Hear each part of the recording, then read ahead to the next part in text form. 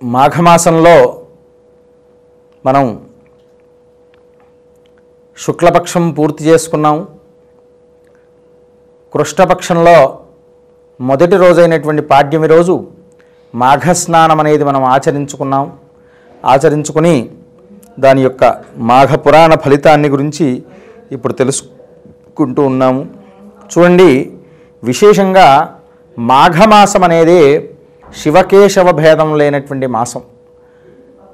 పాడ్యమి నుండి శుక్లపక్షంలో పాడ్యమి నుండి పౌర్ణిమ వరకు మహావిష్ణువును ఆరాధించమని, కృష్ణపక్షంలో పరమశివుణ్ణి ఆరాధించమని ఇలాంటివి చెప్పడం జరిగింది. అందులో మనం ప్రస్తుతం కృష్ణపక్షంలో మొదటి రోజులో ఉన్నాము. అంటే విష్ణు ఆరాధనే చేయండి, శివారాధన చేయకూడదని కాదు, శివారాధన చేయండి విష్ణు ఆరాధన చేయమని కాదు. ఎవరైనా ఒకటే. శివాయ విష్ణురూపాయ శివరూపాయ విష్ణవే, శివస్య హృదయం విష్ణోః విష్ణోశ్చ హృదయం శివ అన్నారు. ఇవంతా మన భ్రమ తప్ప మరేమీ లేదు, ఇరువురు కూడాను ఒకటే అని నా యొక్క భావన. ఎందుకంటే శివకేశవ భేదం అనేది ఉండకూడదు. ఇలా ఈ మాఘపురాణంలో 16వ రోజులో మనం అడుగుపెట్టాం.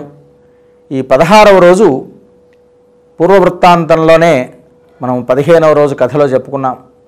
ఆ బ్రాహ్మణోత్తముడు మరలా తపస్సుకై బయలుదేరాడు. తన కుమారుని యొక్క పూర్ణాయుష్మంతుని కొరకని తపస్సు కొరకే బయలుదేరేపాటికి ఆ బ్రాహ్మణోత్తముడు మరలా తపస్సు చేయడం మొదలుపెట్టాడు నదీ తటాకమునందు. అంతకన్నా ఘోరంగా తపోనిష్టంగా తపస్సు చేయడం మొదలుపెట్టాడు. ఆ తపస్సుకు మెచ్చి భగవంతుడు అతి త్వరగా ప్రత్యక్షమయ్యేసి, స్వామి ఏమిటి నాకు నా వల్ల ఏమి అపరాధం సంభవించిందని నన్ను ఈ విధంగా మనస్సు క్షోభపడేటట్టుగా చేశావు స్వామి అని ఆ స్వామి పాదాలపై పడి, స్వామి ప్రత్యక్షమవగానే పాదాలపై పడి బాధపడిపోయి ఏడ్చేశారు. కళ్ళ వెంట నీళ్లు పెట్టుకున్నావు. చెప్పు నాయన భక్త, ఏమిటి, ఎందు గురించి బాధపడిపోతున్నావు అని అడిగాడు. అయ్యా, మా ఇంటికి విశిష్ట అతిథిగా నారద మహర్షి వారు వచ్చేసి నా బాలుడు వడి అడుగులు 4 నడుస్తూ ఉంటుంటే దగ్గరికి తీసుకునేసి చేతితో నిమిరి చెప్పారు కదా, చక్కని బాలుడయ్యా, అల్పాయుష్మంతుడు అని చెప్పారు. దాంతో నేను చాలా బాధపడ్డాను. ఈ అల్పాయుష్మంతుడు అవ్వడం వల్ల ఏం ఉపయోగం, ఈ బాలుడికి 12 ఏళ్లే బతుకుతాడని చెప్పారు.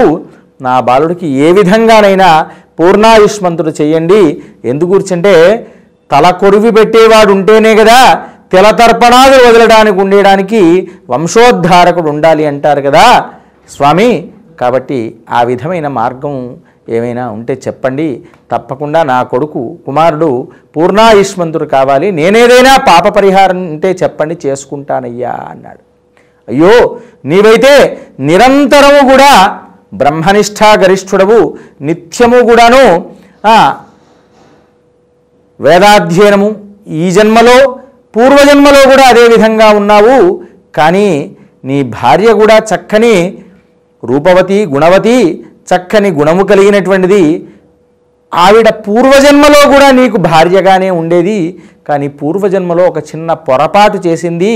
మీరిరువురు కూడాను దాన ధర్మాది కార్యక్రమాలన్నీ కూడా చేసుకుంటూ ఉంటారు. కానీ ఒకసారి మాఘ స్నానం ఆచరించుకున్న తర్వాత మాఘ పౌర్ణిమ రోజు పాయస దానం చెయ్యమని నీవు చెప్పావయ్యా. ఆవిడ చేస్తానులే అని చెప్పింది, కానీ మాట తప్పింది. అందువల్లనే ఇలా సంభవించిందయ్యా.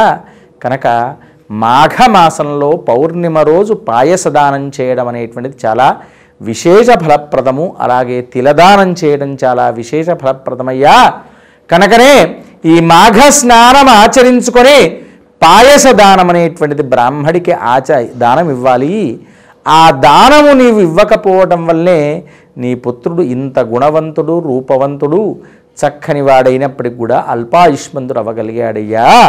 కనుకనే పూర్ణాయుష్మంతుడు అవ్వాలి అంటే పాయసదానం చేసి నువ్వు పూర్ణ ఫలితమైనటువంటి అమృత ఫలమైనటువంటి కూష్మాండాన్ని, గుమ్మడి పండును 11 గుమ్మడి పండ్లు బ్రాహ్మడికి దానం ఇవ్వయ్యా బ్రాహ్మణోత్తములకు. ఇలా నీవు నీ యొక్క కుమారుడికి 12 సంవత్సరాలు వచ్చేంత వరకు ప్రతి సంవత్సరము మాఘ పౌర్ణిమ రోజు ఇలా చేయు నాయనా. చేసినట్లయితే తప్పకుండా ఆ కుమారుడు పూర్ణాయుష్మంతుడవుతాడు. అతని యొక్క గండం అనేది పూర్తిగా తొలగిపోయి పూర్ణాయుష్మంతుడవుతాడు నాయన, మార్కండేయుడిలాగా సంపూర్ణ ఆయుష్మంతుడవుతాడయ్యా అని చెప్పాడు.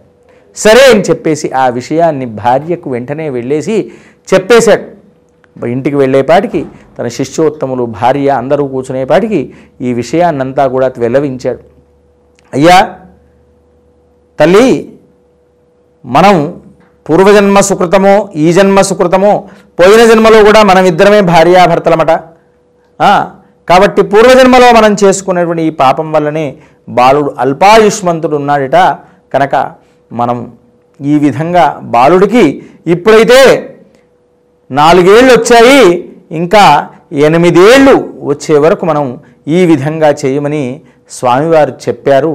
కనుక మనం తప్పకుండా ఆచరిద్దాము అని చెప్పి అప్పటి నుండి ప్రతి మాఘమాసంలో మాఘ స్నానం ఆచరించుకోవడం, చెప్పిన ప్రకారంగా మాఘ పురాణం వినడం, అలాగే నిత్యము భగవన్నామ స్మరణ చేయడము, వేదాధ్యయనం చేయడం, తన శిష్యులకు బోధ చేయడం, అలాగే అంతేకాకుండా ఆ బ్రాహ్మణోత్తమునకు దాన ధర్మాది కార్యక్రమాలు చేసుకోవడం, మాఘపురాణం రోజు మాఘ పౌర్ణిమ రోజు ఆ పురాణ పఠనం చేయడం, బ్రాహ్మడికి పాయస దానం ఇవ్వడం, ఇలాంటివి తిలదానాదులు అన్నీ కూడాను చేసుకోవడం, కూష్మాండ దానం అనేవన్నీ చేసుకోవడం వల్ల అతని పాప పరిహారం, ఆ బాలుని యొక్క పాప పరిహారం తొలగిపోయి పూర్ణాయుష్మంతుడయ్యాడయ్యా. దిలీప మహారాజా చూసావా, మాఘమాసంలో స్నానం వల్ల ఎంత ఫలితం ఉన్నది, స్నానము దానము అని చెప్పారు. చూడు నాయన, ఇంత గొప్ప విశేష ఫలప్రదమైనటువంటిది మాఘమాసము. చాలా గొప్పనైనటువంటి అనేక కథల ద్వారా మనం తెలుసుకున్నాము నాయన. మరికొన్ని కథల ద్వారా కూడా మనము ఇంకా మాఘ వైశిష్ట్యాన్ని గురించి తప్పకుండా తెలుసుకుందాము అని చెప్పాడు. నేటి కథ ఇక్కడతో సమాప్తం.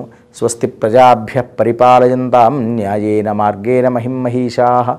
గోబ్రాహ్మణేభ్యః శుభమస్తు నిత్యం. లోకాః సమస్తాః సుఖినో భవంతు.